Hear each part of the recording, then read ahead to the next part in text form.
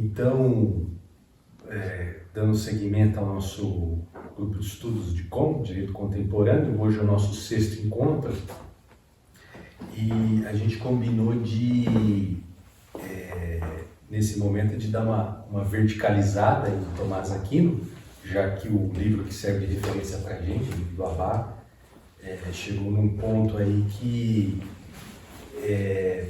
começou a falar das versões aristotélicas e entrou exatamente numa das versões, ou uma das atualizações feitas de Aristóteles, que é feita exatamente por Tomás Aquino. Então hoje a gente vai tentar descer um pouquinho mais, tentar buscar um pouco mais de densidade, aprofundar um pouquinho mais exatamente em Tomás Aquino, embora a gente não vá discutir obviamente todo o pensamento, toda a obra de Tomás Aquino, mas só realmente pegar algumas referências, alguns exemplos para tentar materializar, para tentar visualizar de uma maneira mais concreta o que o Abá está tentando dizer, né? Então eu fiz algumas anotações aqui, todo mundo está livre para comentar desde já, mas assim, o que é interessante é que a gente se propôs a ler aqui, para esse encontro, as questões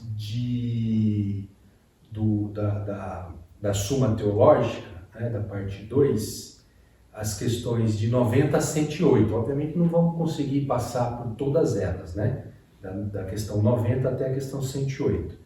Mas esse, vamos chamar assim, de capítulo, que vai da questão 90 até a questão 108, é intitulada por Tomás Aquino como Tratado da Lei.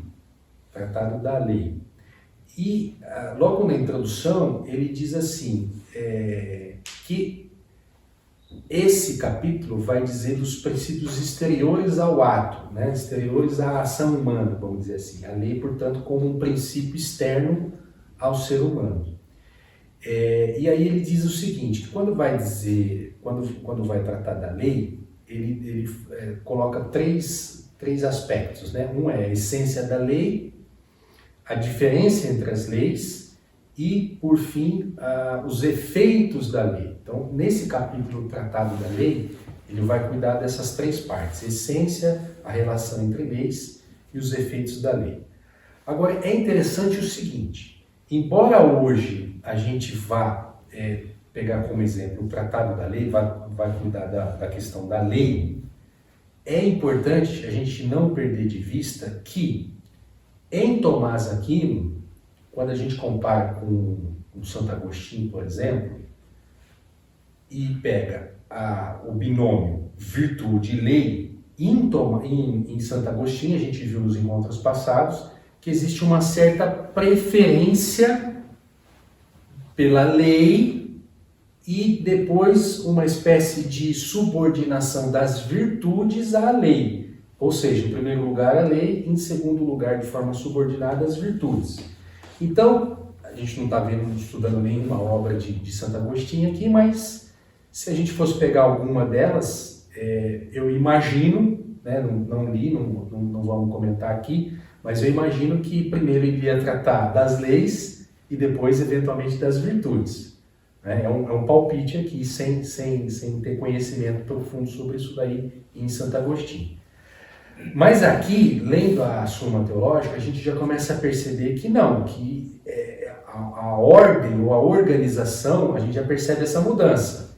Então, primeiro vem, na Suma Teológica aqui, primeiro vem as virtudes, depois vem o Tratado da Lei. Então, a gente percebe já em Tomás Aquino uma prioridade nas virtudes. Então, me parece que inverte um pouco essa ordem, coloca as virtudes em primeiro lugar e depois a lei. E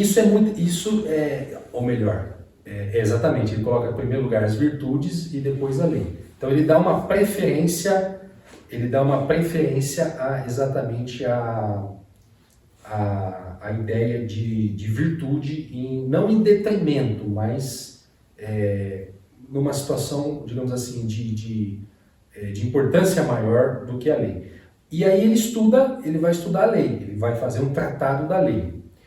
E a gente percebe aqui em alguns apontamentos que eu fiz aqui, mais ou menos o seguinte. Nos encontros passados a gente viu qual que era o significado ou a essência da lei para Platão. Então Platão vai dizer, olha, a lei tem como finalidade o quê? Educar o cidadão.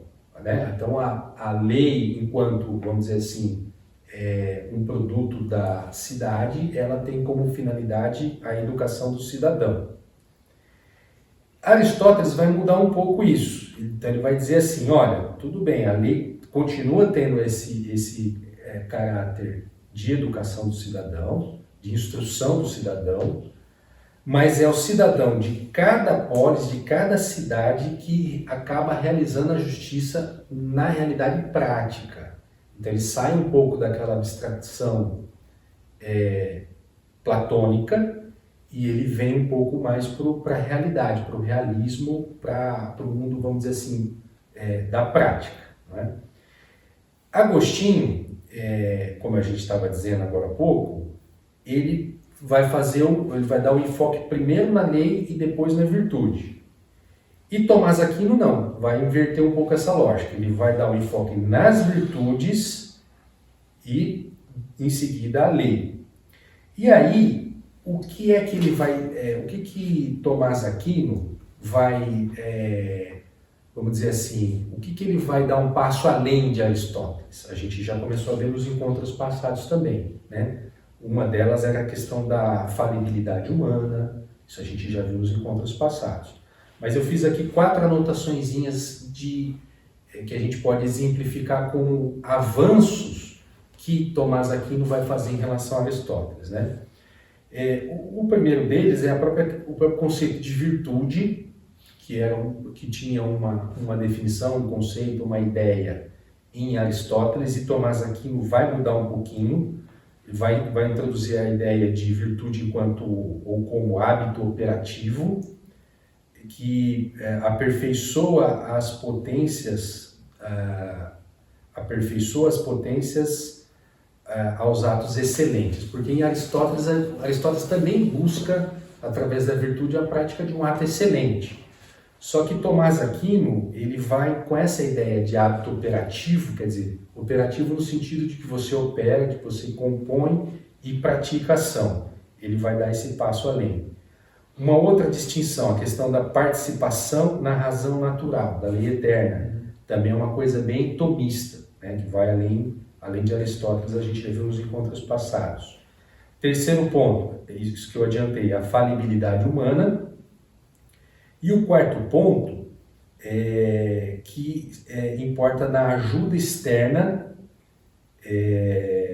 da lei na comunidade. Porque para Aristóteles só vai ter sentido, e para Tomás Aquino também, a lei só vai ter sentido, ou a virtude só vai ter sentido, numa vida em comum, né? Numa comunidade. Não tem sentido numa vida, vamos dizer assim, isolada, né? Numa ilha, numa vida de forma individualizada. E aí, pegando ou pensando essa ideia de hábito operativo, né? Quer dizer, as decisões humanas ou as ações humanas como ato operativo, a gente consegue fazer uma distinção que a gente começou a ver na aula passada, em relação àquela concepção teológica da época que dividia o pensamento humano ou a racionalidade humana de forma, vamos dizer assim, como mera conformidade. Então, se a gente fosse assim, sendo bem grotesco, trazer para o direito, o João não estudou ainda em processo civil, mas de forma bem grotesca, assim, é mais ou menos como se fosse o seguinte: quando a gente vai estudar processo civil, a gente vê lá os tipos de decisão, de sentença. Então você tem sentença declaratória, sentença constitutiva, que pode ser negativa ou positiva, e sentença condenatória. Lembram disso daí mais ou menos em processo civil.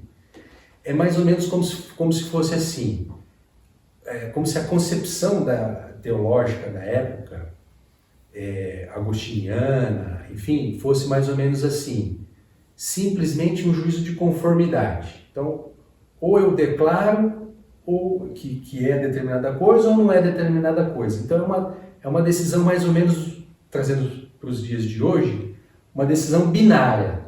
Ou é ou não é, ou é certo ou é errado, né? E em Tomás Aquino, com essa ideia de hábito operativo, isso vai mudar um pouco, vai ficar um pouquinho mais complexo. Por quê? Entra a ideia da sentença constitutiva, quer dizer, quando você constitui, você já não está mais simplesmente declarando sim ou não, certo ou errado, mas você está trazendo uma nova realidade, você está operando uma nova realidade, você está constituindo uma nova realidade. E isso faz toda a diferença quando a gente pensa no mundo de hoje, nessas novas tecnologias e no próprio sistema ou da inteligência artificial, que funciona através de sistema binário. Sistema certo e errado, sim, não, permitido, proibido. Então, para esse tipo de sistema, essa filosofia, vamos dizer assim, da mera conformidade, vai funcionar bem. Ou você fez uma coisa certa, ou você fez uma coisa errada. Mas Tomás Aquino ele vai mostrar o seguinte, que não é bem assim. Quer dizer, uma decisão humana ela é um pouco mais complexa que isso. Ela não se resume simplesmente a juízos de conformidade, sim ou não, certo ou errado. Eu preciso compor toda a situação. E aí ele vai trazer elementos para isso. O principal deles é exatamente o quê? Exatamente a finalidade, o telos. Então, depende da finalidade visada pela ação para eu poder compor essa ação, para dizer se eu devo tomar ou não essa ação. Então, não é simplesmente uma questão de juízo de conformidade. Muito bem. E aí, começando então a entrar diretamente na Suma Teológica, na questão 90, a título de exemplo, a primeira pergunta que ele faz, na questão 90, artigo 1º, é a seguinte. Ele questiona o seguinte. Ele pergunta, a lei é algo racional? Isso é muito importante, porque hoje em dia a gente vive um momento dentro do direito que se discute muitas coisas, mas não se discute a racionalidade, né? A gente não vê na pauta hoje das discussões, seja da doutrina, seja no parlamento, seja em qualquer outro âmbito, essa questão se a norma jurídica ela tem algo de racional ou não.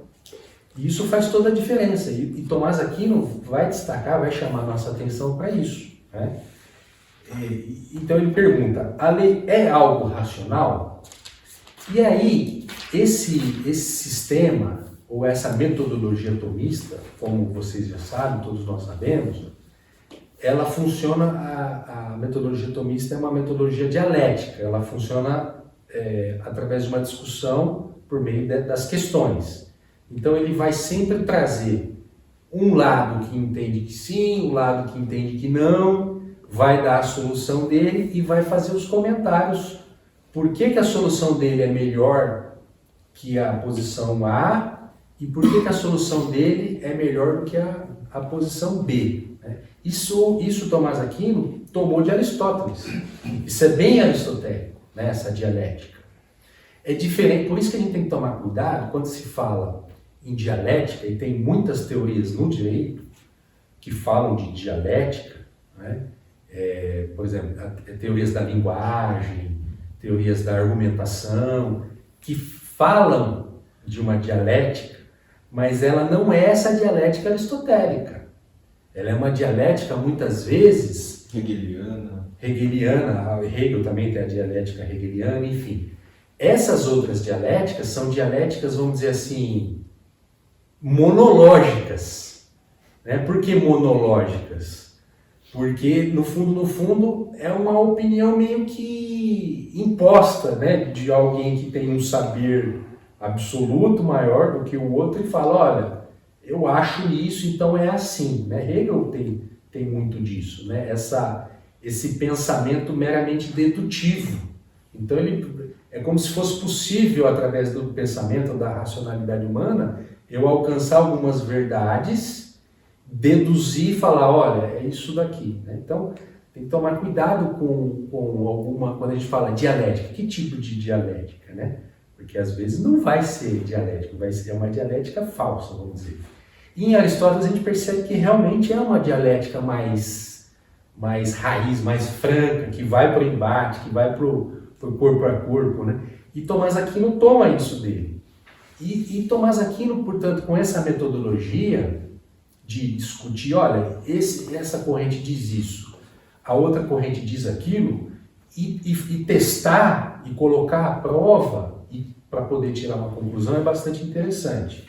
Então, nessa questão 90, por exemplo, Tomás Aquino vai citar uma corrente que vai dizer, não, a lei não é algo racional, a lei é algo, ou é mero produto da vontade, normalmente a vontade do príncipe.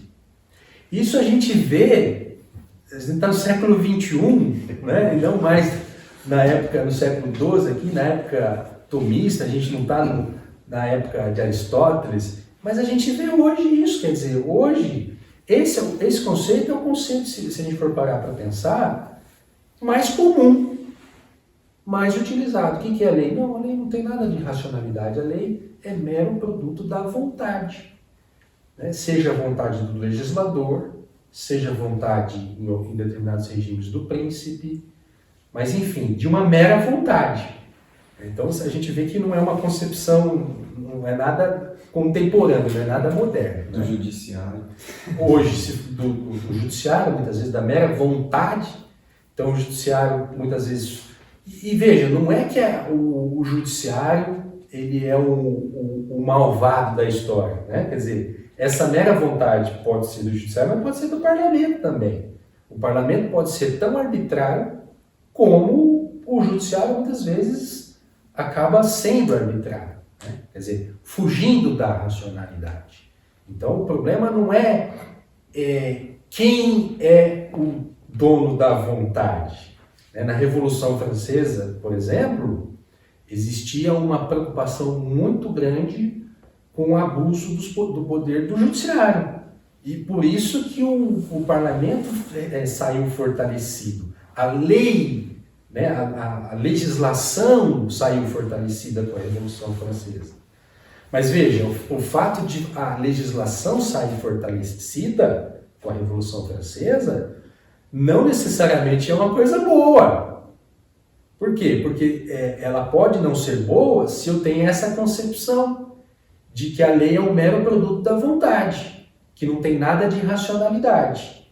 Se for assim, é ruim você jogar todas as fichas no parlamento e dizer que a lei agora, a lei positiva agora, é capaz de fazer tudo, ou é permitido à lei fazer tudo. Não é? E com isso nós voltamos a alguns encontros anteriores que nós estávamos discutindo, se não me engano, na questão do judiciário em si, da necessidade das virtudes para o judiciário, para o julgador, e agora a gente vê a mesma situação para o legislador também. Sem o legislador ser virtuoso, nós podemos e vemos muitas vezes várias aberrações, que nós observamos como que isso passou, como que isso existe, como que isso está acontecendo. Está acontecendo porque nós não temos também as virtudes necessárias ali para se criar uma boa redação, primeiramente, uma redação técnica,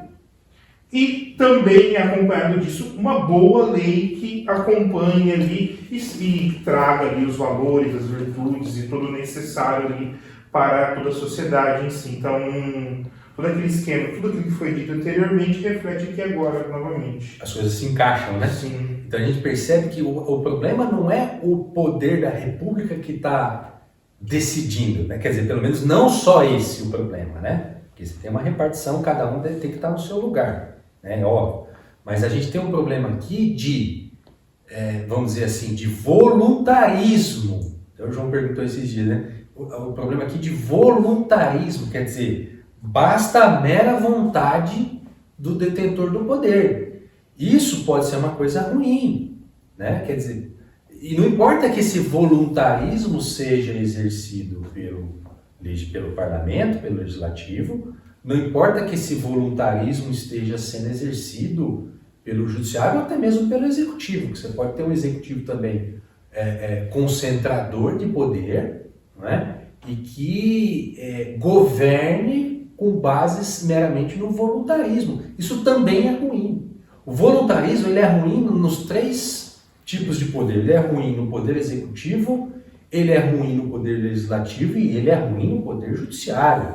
E não importa que, com variações ao longo do tempo, como na Revolução Francesa você tinha um parlamento mais forte, hoje a gente tem um judiciário mais forte, em determinados momentos a gente vai ter um executivo mais forte, não importa, né? Quer dizer, quando eu digo não importa, eu quero dizer o seguinte, é óbvio que cada um tem que estar no seu lugar, mas assim, se eu estou exercendo as minhas atribuições de acordo com as minhas funções, eu não posso fazer isso de forma voluntarista, né? Essa é a ideia. Então, o que Tomás Aquino quando ele vai questionar a lei é algo racional, a primeira corrente vai dizer não importa, o que importa é a vontade. É o que a gente vê hoje. Quando se fala em lei, né, a gente fica mais ou menos, a gente perde um pouco essa noção da ideia de racionalidade, de que a lei tem que ser algo racional, né? Mas vai existir uma outra corrente que vai dizer que sim, que a lei é algo racional, porque ela ou ordena ou proíbe. O interessante em Tomás Aquino é exatamente isso. Essa segunda posição, ele vai dizer, realmente, prevalece o sim, prevalece que a lei é algo racional. Mas essa resposta atomista, ou de Tomás Aquino, não é a mesma resposta dessa segunda corrente. Porque essa segunda corrente, quando fala a lei é algo que ordena ou proíbe, ela está fazendo como aquele juízo de mera conformidade, do sim, não, do certo e do errado.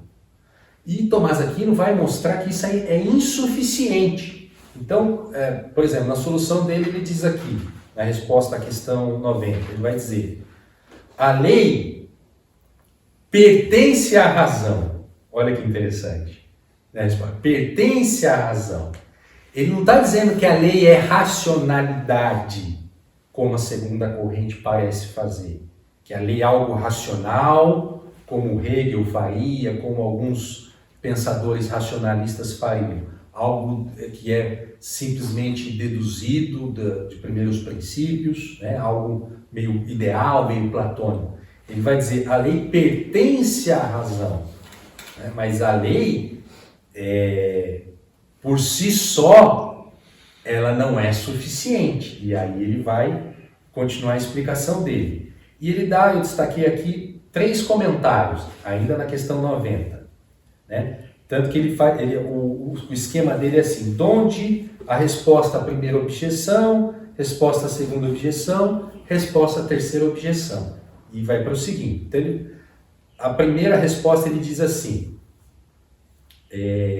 desses comentários, né? A lei é regra e medida e só existe na razão. Então aqui a gente já percebe o seguinte, é bem aristotélico isso, né? Quer dizer, a lei é uma regra, uma medida e só existe na razão humana. O que ele está dizendo? Que a lei, ela não vai ser algo abstrato, algo idealizado, algo meramente formal, né? Mas a lei é algo que, de certa forma, ela é um resultado, um produto da razão humana. Então a gente vê bem Aristóteles nesse ponto. E aí ele destaca, e mais, o que provém da lei, o que decorre da lei, também é uma lei por participação. Esse já é um conceito bem tomista, a ideia de participação, né? Então, quando Tomás Aquino imagina a lei, ele não está imaginando aquela lei ideal, aquela lei platônica, aquela situação abstrata, mas ele está imaginando algo como produto da racionalidade, da razão humana. E, em Tomás Aquino, ele vai dizer, e por participação. Quer dizer, não é só a lei, aquela lei divina, aquela lei eterna, mas é uma lei humana, uma lei produzida pelo homem por meio da participação. E aí a gente viu nos encontros passados a importância que isso tem para o direito, na medida em que, quando a gente percebe que o homem, através dessa antropologia tomista, pode ou participa da razão divina ou da lei eterna, e portanto pode fazer lei, o homem faz leis boas. Logo, antropologicamente falando, o homem pode ser considerado o quê? Bom, diferentemente daquela ética ou daquela visão ou daquela filosofia de Hobbes, que acredita num homem mau. Ou seja, se o homem é mau, ele não é capaz de fazer uma lei boa, ele simplesmente tem que ser controlado pela lei, né? Que é aquela ética do controle social, que é a ética da moral da lei. Então, essa virada de chave a gente vê aqui de novo em Tomás Aquino. E aí, Tomás Aquino continua: a lei é um universal da razão prática. Um universal da razão prática, aquela ideia de universais e particulares, né?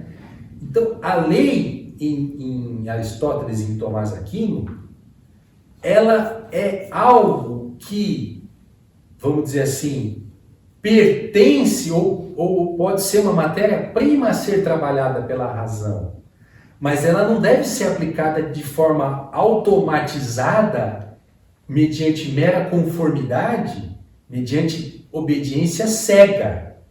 Mas ela é, se a gente for pensar num silogismo, né, premissa maior, premissa menor, conclusão, a lei funciona como uma premissa maior nesse pensamento aristotélico tomista. Quer dizer, a lei, eu parto, né, eu considero a lei no meu raciocínio prático, mas a lei sozinha, ela não tem a resposta para as situações do dia a dia, né?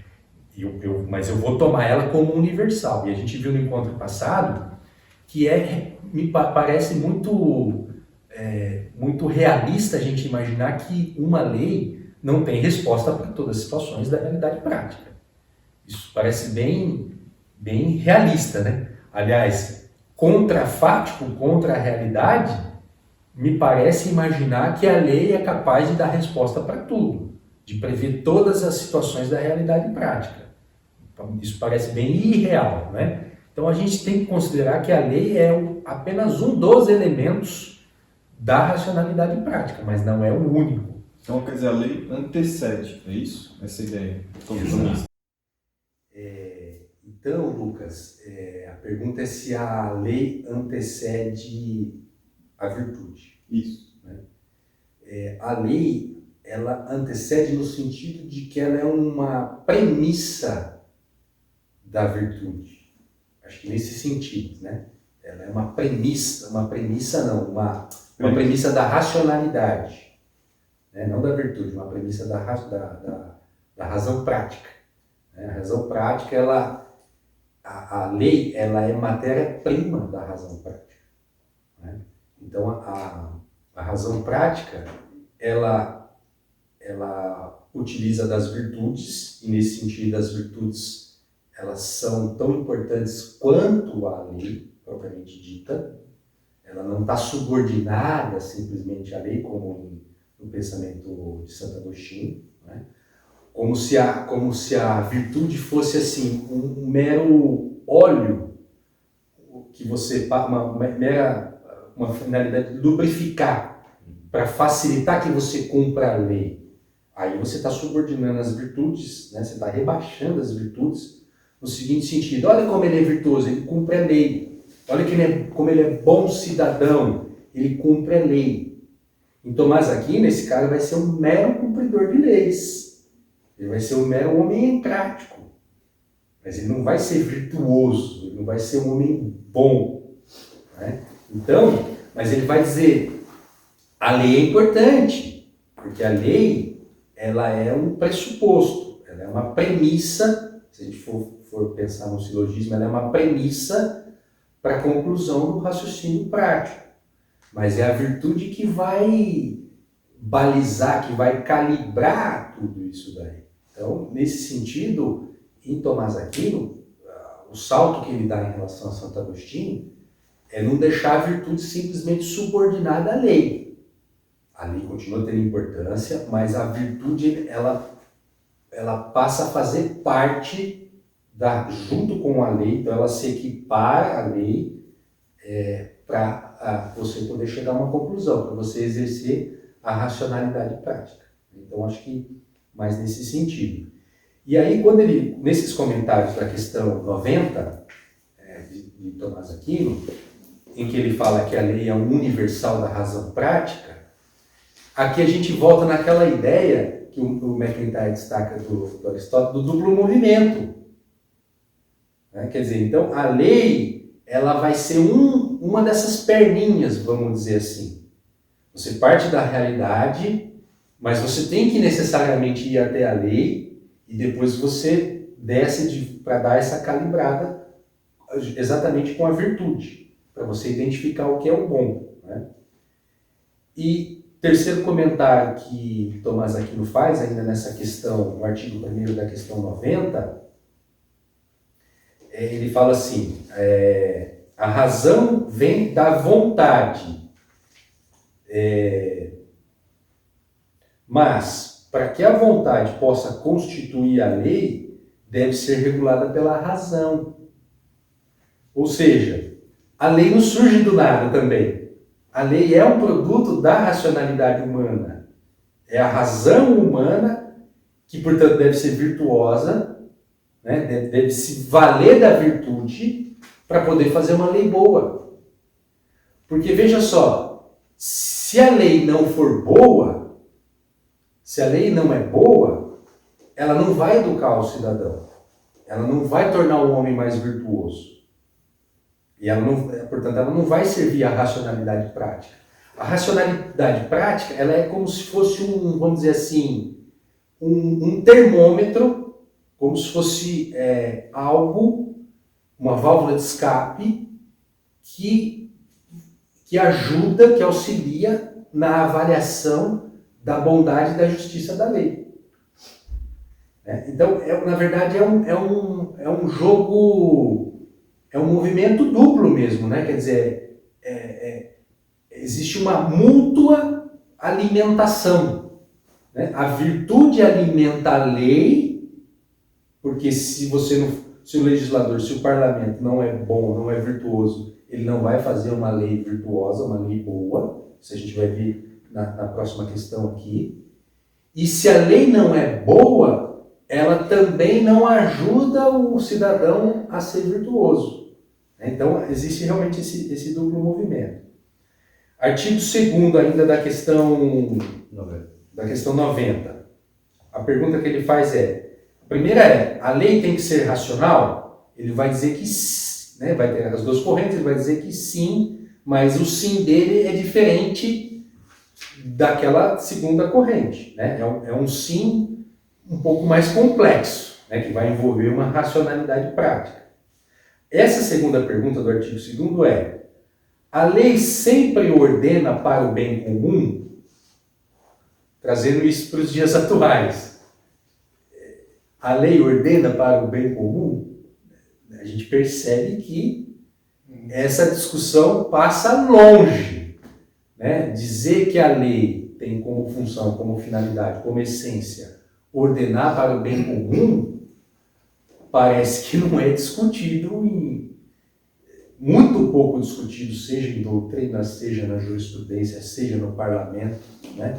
Me parece que o que se discute hoje é muito mais aquilo que a gente falou no encontro passado, interesses, né? Quem tem mais força para defender os seus interesses. Poder de barganha. Poder de barganha. Quem faz o lobby melhor. Tanto que tem agora, estão produzindo lei para regulamentar o lobby. Olha que ponto que a gente chega. Sacanagem. Então, quer dizer, é uma lei que vai regulamentar o lobby. Olha, vocês podem fazer lobby. Então, por isso que eu estou dizendo, é muito fácil você criticar o Poder Judiciário e dizer, olha, o Poder Judiciário intervindo de forma indevida? Tem motivo? Tem motivo. Porque o Poder Judiciário tem as suas funções delimitadas e muitas vezes extrapola, né? Mas vamos usar o princípio da empatia, vamos nos colocar no lugar do outro e vamos pensar assim, tá, mas e como que é então no parlamento? O parlamento, primeira questão lá, entende a lei como algo racional?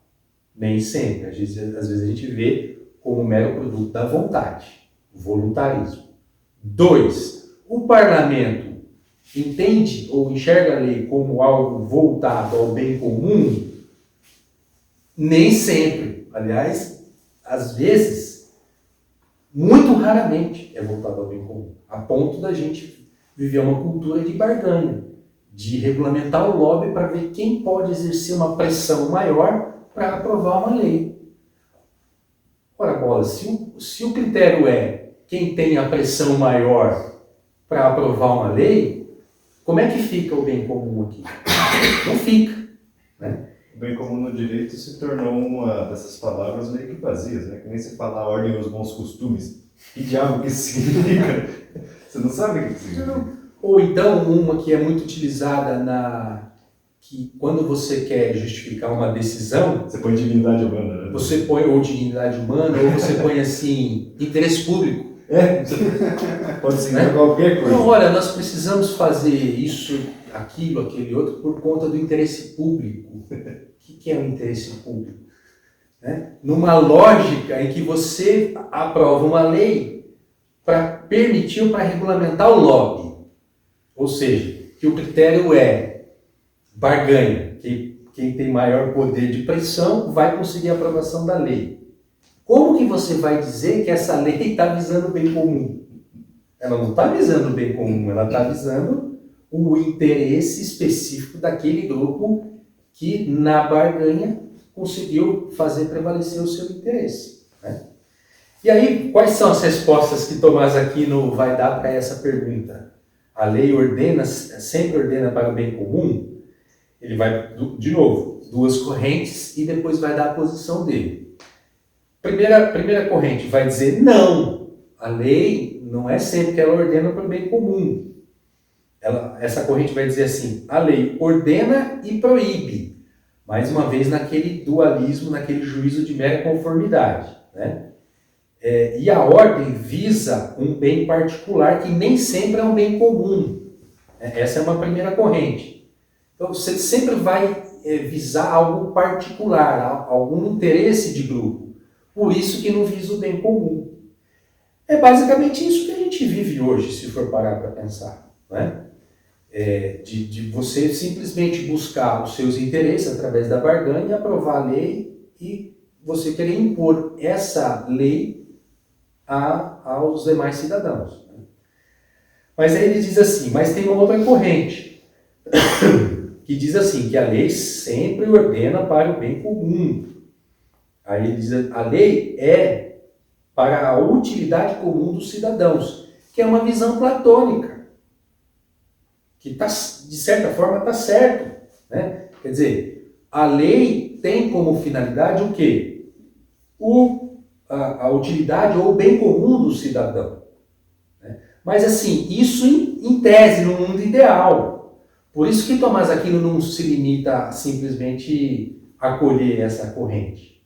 Ele vai dar uma outra saída, ele vai dar uma outra explicação. Ele vai dizer que a lei visa sim o bem comum, né? Portanto ele se afasta da primeira corrente, mas ele não adere a essa segunda corrente que fala, não, olha, a lei visa o bem comum e ponto final. Isso é Platão, né? Isso é bem platônico. Ele vai dizer assim, olha a solução de Tomás Aquino. O primeiro princípio é o fim, o telos. Então ele introduz o telos. E o telos hoje, quando a gente pensa em legislação, quando a gente pensa em direito contemporâneo, se tem uma coisa que não se fala, que não existe, é o telos. Se discute tudo, menos a finalidade das coisas, né? Eu discuto interesse, eu discuto eficiência, eu discuto qual é o maior bem para o maior número, mas eu não discuto telos. E Aristóteles e Tomás Aquino vão destacar o telos. Qual é o telos? A felicidade comum, a eudaimonia, em Aristóteles, né? E aí ele diz assim, se o particular, né, quer dizer, nesses interesses de grupos, esse interesse, essa pretensão dos grupos, ela não é ruim em si, né? É isso que ele vai dizer aqui. Esses interesses, esse particular, se ele está ordenado para o bem comum, então ele tem natureza de lei. Então, ele veja como que ele compõe os extremos. Ele não adere nem a um extremo e nem a outro extremo. Ele não diz nem que não é e nem que é de forma absoluta. Ele está dizendo, olha, nós precisamos compor uma situação, nós precisamos fazer um juízo de modo que a gente concilie os extremos, né? Ele é bem conciliador nesse sentido. No mundo que a gente vive, vivencia pensamentos totalitários, muitas vezes pensamentos extremistas, seja de um lado ou de outro, a gente percebe que Tomás Aquino é bem conciliador nesse aspecto, né?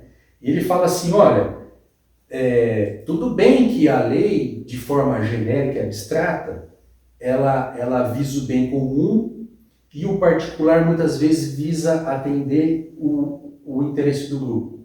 Mas se esse interesse do grupo também está voltado para o bem comum, ele também tem natureza de lei. Isso também é uma coisa boa. Então ele é conciliador, né? A gente percebe bem isso. E aí ele faz aqui, eu destaquei 3 comentários ainda nesse artigo 2º, né? Ele diz assim,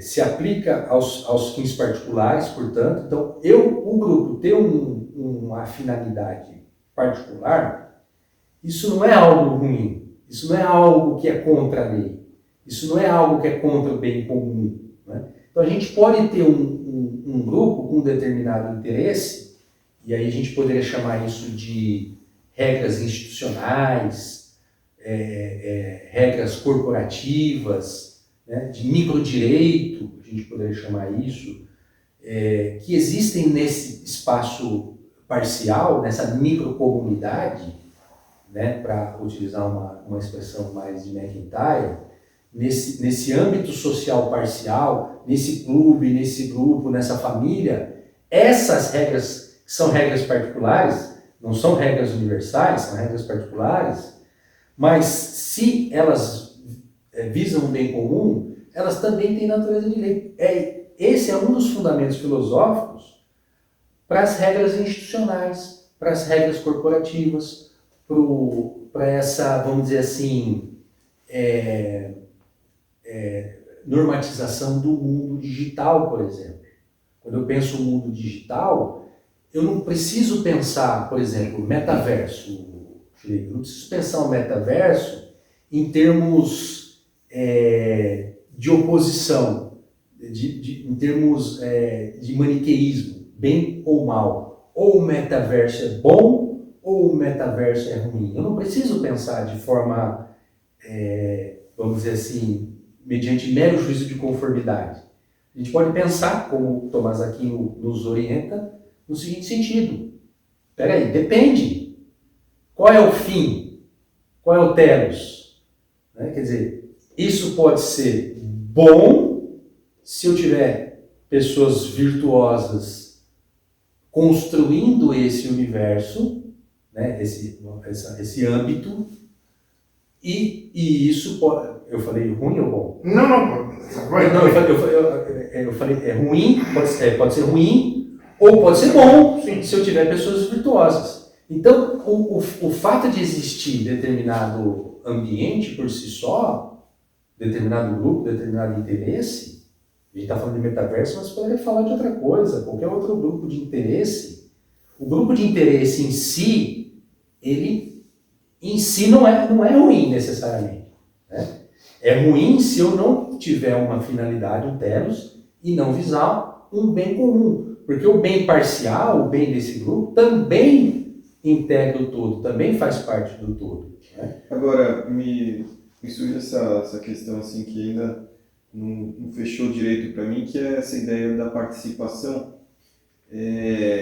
Eu entendo que não é uma mera conformidade. Por outro lado, esse bem comum necessariamente tem que estar conforme a lei natural, digamos assim, né? Não sei se ele chama aqui de lei eterna, mas nesse sentido dessa lei que estaria acima dessas leis, essa lei universal que estaria acima dessas leis particulares.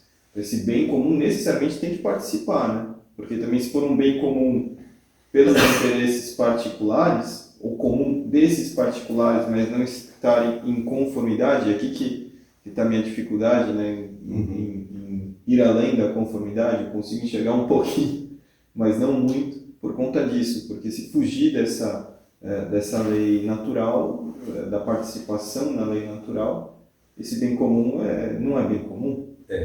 E me parece, Lucas, que é exatamente esse um dos pontos que vai distinguir Tomás Aquino de Aristóteles. Porque Aristóteles não tinha essa noção da lei divina, da razão natural.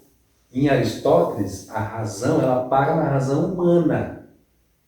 Entende? O esquema aristotélico, ele é perfeito. Tanto que Tomás Aquino toma de empréstimo, MacIntyre toma de empréstimo. MacIntyre, em um dado momento, não lembro, acho que em Justiça de Quem, Qual Racionalidade, ele vai dizer assim, o esquema aristotélico, ele é perfeito. Ele é tão perfeito que ele permitiu ou permite que um novo pensador supere o pensamento aristotélico. Vá além de Aristóteles. Tomás Aquino foi além de Aristóteles. Porque Aristóteles, quando ele para na razão humana, ele incide em determinados erros, né, que muitos filósofos, muitos pensadores vão criticar Aristóteles, determinados pensamentos de Aristóteles que realmente eram equivocados. Né? Mas eram equívocos, por exemplo, a escravidão. Né? Mas por quê? Porque o pensamento, a razão aristotélica era uma razão meramente humana. Então, naquele determinado momento histórico, ele estava limitado àquela razão humana. Né? Ele estava limitado, ele não tinha essa revelação da lei divina. E essa revelação, essa lei natural, essa razão divina, é que vai permitir esse salto, que vai permitir essa evolução no sentido de fazer essas correções. Né? Porque a racionalidade humana sozinha ela é falível. E a falibilidade também é um ponto que distingue Tomás Aquino de Aristóteles. Porque para Aristóteles a razão humana ela é praticamente infalível. E a gente vê que ele não é verdade, que ela é falível. Tanto que Aristóteles falha. O esquema dele não falha, mas a aplicação prática do esquema dele é falível. Ele falha. Tanto que ele se equivoca. Ele é muito criticado, mas no meu ponto de vista, de forma injusta. Aristóteles é criticado de forma injusta, porque dizem assim, ele defendeu isso, ele defendeu aquilo, ele falava isso, ele falava aquilo. Sim, mas o esquema dele não é um esquema de pensamento, não é um esquema que aprisiona o pensamento, a reflexão. O esquema filosófico dele é um esquema que sempre permite que você dê um salto, que você evolua o esquema dele. Mas ele, quando vai aplicar o esquema de pensamento dele, o próprio esquema de pensamento filosófico dele, ele falha. Porque ele é humano. Né? Então, não sei se é mais ou menos isso, Lucas, que você estava pensando. Fugiu muito, viajei muito. Não, acho que é complexo entender. É complexo. Mas assim, me parece que Tomás Aquino é exatamente a razão divina que vai, vamos dizer assim, colocar um limite. Né? A razão divina vai estabelecer determinados limites que são insuperáveis, vamos dizer assim. Em Aristóteles, não. O seu problema é bem comum, bens particulares e a conformidade com a lei eterna, a lei natural. É que a lei natural ela é algo, eu diria assim para o Lucas, me corrige também. Ela é algo interno ao próprio sujeito, vamos dizer assim. Não só que ela está presente na consciência, mas é que ela é a realização, é o que vai levar à realização do próprio sujeito. Isso que é eudemonia, por exemplo. Você levar o ser humano ao florescimento dele. Que nem o esquilo, a lei natural dele é comer nozes, né? Se ele comer pasta de dente, ele não vai florescer enquanto esquilo. Ou se ele não fugir dos predadores e tal. Então, o ser humano ele tem a opção racional e os bens particulares são esse espaço de liberdade, talvez, sim, dentro das práticas que ele pode, tem que estar dentro do esquema da lei natural, ainda assim. Eu acho que mais ou menos responde. Sim. Mais ou menos. Né? Mas ainda eu fico com aquela dúvida o que antecede, né, nesse sentido. Porque você age de acordo com uma lei natural. Ora, se você age as suas virtudes de acordo com a lei natural, essa lei natural, pelo menos na minha concepção, eu não consegui encontrar uma resposta aqui, quer dizer, encontrei trechos de resposta, talvez, aqui no Tomás de Aquino, sim, antecede. Mas aí eu não consigo fugir muito dessa ideia de conformidade. Essa tem sido minha dificuldade. Ela antecede, e isso é o que faz esse vamos dizer assim, o grande problema do justnaturalismo, do direito natural. Por quê? Porque existem, assim, se a gente pudesse classificar, a gente poderia dividir duas correntes de justnaturalismo, de direito natural. Né? Aquela corrente que vai enxergar o direito natural como algo passível de ser captado pela racionalidade mediante mera dedução, que aí a gente vai estar entrando no quê? No pensamento enciclopedista, que é um falso direito natural. Né? Ele é chamado de direito natural, mas ele na verdade é um pensamento enciclopedista no sentido de que, como se fosse possível o ser humano alcançar essas verdades, essa revelação, mediante mera dedução. Isso é um juízo de mera conformidade. É externo ao próprio ser humano, seria isso? Algo externo, quer dizer, algo que vai bem na linha de Santo Agostinho, no sentido de que eu vou, mediante mera dedução, alcançar essa lei divina. Né? E algumas correntes de pensamento enciclopedista, platônico, vão dizer, olha, não, eu vou deduzir e então é um mero juízo de conformidade. Ou eu me conformo ou eu não me conformo à lei. Em Aristóteles e Tomás de Aquino, isso vai ficar um pouco mais complexo mesmo. Né? Porque não vai ser uma mera dedução. Para eu poder alcançar essa revelação, essa lei divina, essa lei natural, não é uma tarefa fácil.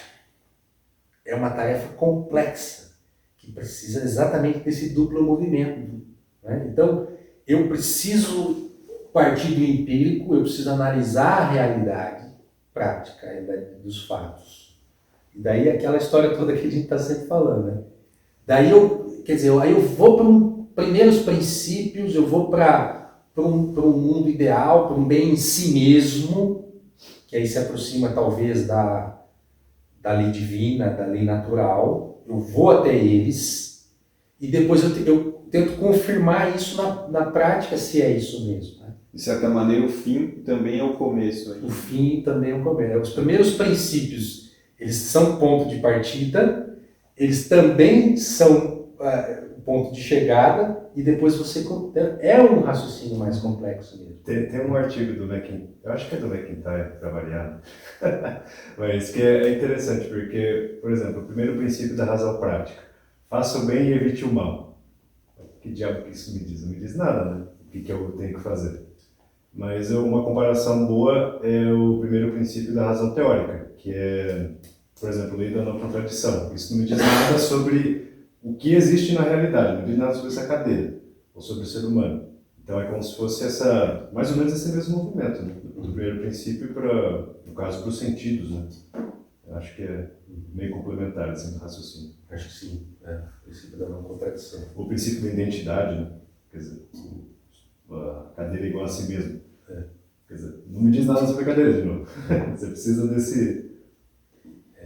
Então interessante essa reflexão, Lucas, e difícil mesmo, porque dá a impressão que a gente está assim,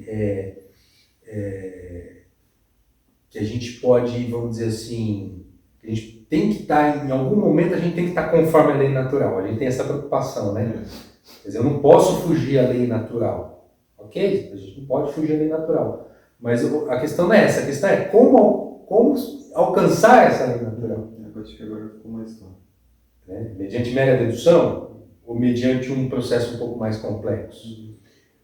Né? Um processo, né? O McIntyre dá o exemplo, né, do soldado no fronte de batalha que é ferido lá e aí tem lá um whisky, né? Então, olha como o Telos faz a intencionalidade humana, né? A questão da intencionalidade, né? Quer dizer, o soldado que está ali no front, ele pode tomar o whisky porque ele vai ser operado ali com uma faca ali suja e para não sentir dor ele toma o whisky, quer dizer, ele tem a intenção de quê? De simplesmente anestesiar a dor, sem problema, né? Está de acordo com a razão natural, vamos dizer assim. Mas esse mesmo soldado ali no front, com a mesma garrafa de uísque, pode pensar assim, acho que tô com medo e, puxa, eu não quero ir para a guerra, acho que eu vou dar uma tomada aqui para apagar. Né? Quer dizer, a mesma ação, a mesmíssima ação. Né? E, no entanto, a intencionalidade muda completamente. Uma é um ato de coragem, estou me anestesiando para recobrar a saúde, a vida. O outro é um ato de covardia. Né? Então, a intencionalidade, enfim, é um movimento bem complexo. Né? Mas, enfim, seguindo aqui. Então, é interessante que nessas questões, o Tomás Aquino vai fugindo dos extremos. Ele vai fugindo do mero sim, do mero não, do mero juízo de conformidade, ele vai tentando compor a ação, ele vai tentando alcançar a razão natural, mas não a razão natural através de mera dedução, mas de um raciocínio um pouco mais complexo. Né? Quer ver outro comentário aqui que ele fala? Isso aqui a gente já falou, né? O que participa do bem comum tem natureza de lei. Então, isso, de certa forma, é um fundamento filosófico do porquê é possível a gente fazer regras privadas, regras institucionais, regras particulares. Ou seja, não é só a lei estatal e autorregulação, Xeliga. Por isso que a gente pode fazer autorregulação. Por isso que a gente pode fazer essas regras internas, esses estatutos, essas normas de conduta, condições e termos de uso, política de privacidade. Né? Então, tudo isso daí tem natureza de lei, desde que atenda mais ou menos os requisitos que Tomás Aquino está colocando. Primeiro, vise o bem comum, né? Vise o bem comum e não o interesse próprio, o interesse do grupo, a questão da barganha. Né? O que eu faço? Como é que eu vou fazer uma regra aqui? Como é que uma plataforma digital, como é que uma empresa qualquer privada dessa vai fazer essas regras institucionais para facilitar a própria vida e só obter vantagem e pouco se importar com o outro, com o bem comum? Né? Ou ela vai se importar com o bem comum, que também é bom para ela. Pode ser bom para ela e ao mesmo tempo bom para a ideia de bem comum. Né? E o segundo, Xeliga, desculpa te interromper, só para concluir. E o segundo é a ideia que ele vai colocar de racionalidade. Precisa ter algo de racionalidade. Né? Eu não posso eu não posso criar um ambiente desse, um estatuto, uma regra, uma política de privacidade, em que as coisas sejam irracionais. Né? Então, esses dois aí, desculpa, pode falar. Não, É engraçado, toda vez eu faço essa mesmíssima coisa, que é parte de uma coisa muito antiga e depois chegar numa coisa muito nova. Mas no seguinte sentido, quando o Lucas estava falando desses movimentos da lei natural, da lei humana, me veio muito a questão da lei mosaica, no seguinte sentido, principalmente a anterior, porque é aquela passagem que Jesus discute, principalmente sobre a questão da insolubilidade do matrimônio. Ele chega e fala assim, olha gente, lá no início, aquilo que foi dado pela lei natural não é assim. Só que a dureza do coração de vocês, a dureza da sociedade, fez com que a lei mosaica tivesse que ofertar essa carga porque vocês estão com o coração muito duro, mas no início nunca foi assim. Bom exemplo. Então, esse ponto de muitas vezes nós temos que, diante das leis atuais, e principalmente quando há uma atualização muito grande da lei, e isso podemos enxergar o Código Civil, 2002, completou 20 anos. O processo civil é mais uma coisa, mais na prática do dia a dia, mas o Código Civil mesmo. Se nós pensarmos hoje, assim, gente, se naquela época o coração das pessoas já estava duro, imagina da sociedade atual. E aí vem como se comportar, e aí parece que o coração muitas vezes vai se distanciando, falando as mesmas palavras que estão ali nas Escrituras. O coração muitas vezes tem que se distanciar daquilo que é da lei, para se apegar muitas vezes às virtudes e aquilo que foi naturalmente dado, porque hoje nós vamos vendo os efeitos que tem a legislação atual no número, por exemplo, insuperável de divórcios, número insuperável de facilidade das pessoas separarem uma das outras e continuarem ali como se fosse algo do mais natural do mundo, não percebendo pela dureza aquilo que não é natural. Então, eu vejo esse primeiro ponto da ida, do retorno e principalmente do entender aquilo que era o princípio, aquilo que era o telos, aquilo que, poxa, é para isso. Vocês perverteram no meio desse processo como um todo. E, mais uma vez, diante da ordem, se vinha primeiro a lei e a virtude, no primeiro momento eu vou falar assim, mas gente, o problema da proteção de dados, ela veio antes da lei de proteção de dados. Tá, mas existem leis anteriores. Então, Código de Processo Civil, muito antes da lei de proteção de dados, o Código Civil. Código Civil, as nossas questões naturais, os contratos, as disposições, antes mesmo dessas questões de proteção de dados, elas regiam. Bem ou mal estavam regendo. Só que chegou num momento que haviam tantos abusos, um ponto que a gente falava assim, ou nós colocamos regras mais específicas para essa situação se encaixar, ou a coisa vai continuar desandando. Então vamos colocar regras mais específicas, mas já existia uma regra geral. E as regras gerais elas foram evoluindo com o tempo. Então, no primeiro momento que eu achava, poxa, a lei ela vem depois, porque primeiro você tem que agir com uma certa virtude em relação a proteger os dados, a trabalhar de uma maneira mais ética diante disso. Mas não. Existiam outras leis que acompanhavam esse ponto, mesmo anterior ali, e vai ser assim sempre. Nós não vamos ter, agora que está se discutindo, está nesse exato momento no Senado se discutir em relação à inteligência artificial, somente o conceito de inteligência artificial do ano de 50. Das primeiras inteligências artificiais.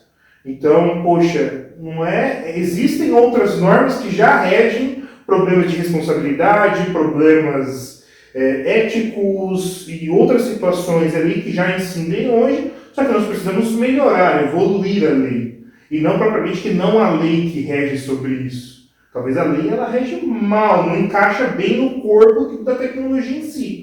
E aí entra uma outra discussão anteriormente, que esse é um vício que podemos ter em relação ao direito natural, de falar assim, olha, o direito natural é isso daqui, e ele não acompanhando os problemas atuais que ele precisa se adentrar também e verificar, poxa, se tem algumas finalidades aqui, poxa, a finalidade da privacidade, e a privacidade como um todo. Poxa, muitas vezes para você se desenvolver, você não se desenvolve no meio do público, você não se desenvolve no meio do palco, você se desenvolve dentro da sua casa, num ambiente protegido, com pessoas que te protegem, para você alcançar um objetivo final ali. Durante a vida, durante a caminhada, você precisa ter um ambiente ali para você ter possibilidades de erros, acertos e tudo mais. E não estamos nem falando do ambiente da internet, estamos falando do ambiente normal. Então, conforme foi caminhando, foi juntando, foi realmente entendendo. Poxa, a lei, existe essa lei natural, que ela está predispondo as coisas, é o nosso dever verificando os problemas específicos do nosso tempo, só que sempre voltando lá no início. Volta no início, verifica, poxa, isso daqui vai infringir a privacidade, mas não a privacidade da internet, a privacidade como um todo. Como que eu vou trabalhar em relação a isso? Poxa, isso daqui vai incidir, Código Civil, isso daqui vai incidir em relação ao casamento. Deveríamos colocar dessa maneira ou o povo está muito duro novamente e não consegue aceitar esse ponto? Então, são esses pontos, são essas caminhadas que pude ir andando aqui conforme... O nosso tempo acabou, mas assim, eu acho que muitas dessas dúvidas nossas talvez pudessem ser respondidas na questão 92, que fala, vou só ler aqui rapidamente para a gente já encerrar, né? Então, no artigo 1º, por exemplo, né? Aqui falando dos efeitos da lei, né? Os efeitos da lei. E a pergunta de Tomás Aquino aqui é a seguinte: a lei torna o homem bom? Né? E aí a primeira corrente vai dizer, não. A virtude torna o homem bom. O homem obedece por bondade, a lei visa o bem comum e não o particular. Ademais, algumas leis são tirânicas. Né? Então essa é a primeira corrente. Segunda corrente, sim, a vontade do legislador é tornar o homem bom, mas isso numa visão ideal, platônica.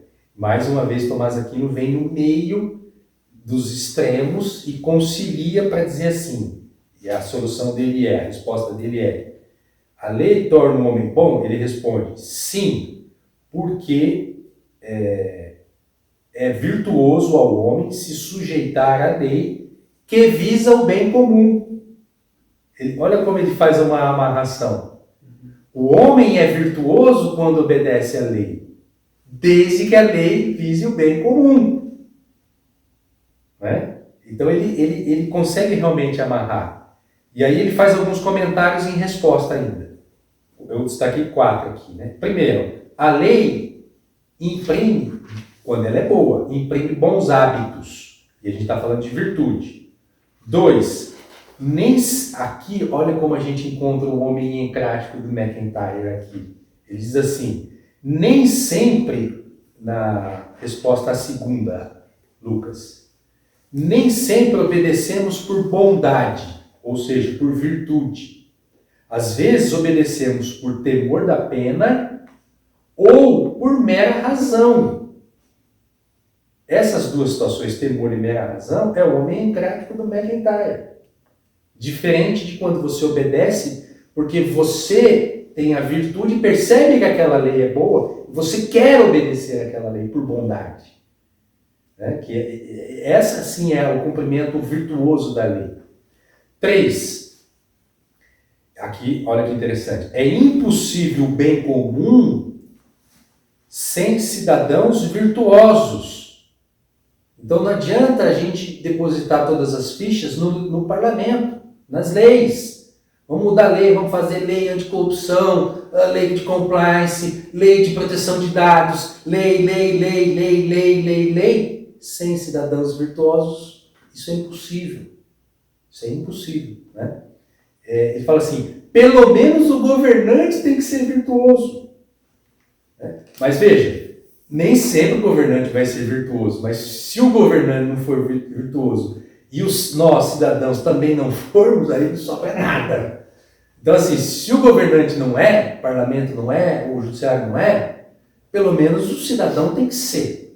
Antes de cobrar o poder judiciário, antes de cobrar o poder legislativo, o parlamento, nós temos que ser. Né? Porque senão não sobra pedra sobre pedra. E aí, para finalizar, Acho que surgiu no último encontro a pergunta do Augusto, né? Ah, mas e se eu vou descumprir a lei? Eu posso descumprir a lei em situações de lei injusta? E aí Tomás Aquino dá a resposta aqui, né?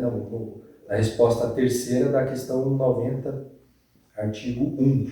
Ele vai dizer assim, a lei tirânica, que é a lei que não tem racionalidade, que está fora da razão, não é lei, é uma perversão, é um simulacro de lei. Então, nós, como cidadãos, temos muitas vezes não só a possibilidade, mas a responsabilidade de desobedecer essa lei tirânica. Então, encontrando a resposta em Tomás Aquino para aquela pergunta do Augusto. Fala isso na UEL pra você ver. Beleza, pessoal? Então é isso, até a próxima.